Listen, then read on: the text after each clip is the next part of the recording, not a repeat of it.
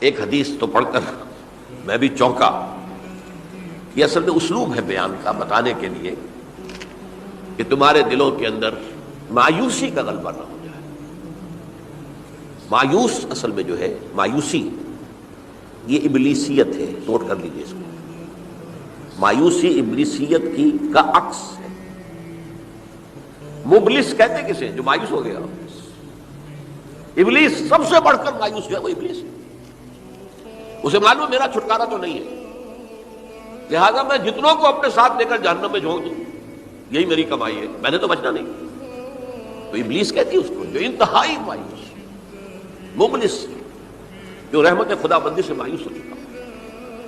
اب اس کو دور کرنے کے لیے حدیث سنیے، اور یہ حدیث مسلم شریف کی ہے، صحیحین کے اندر حضرت ابو ہریرہ سے.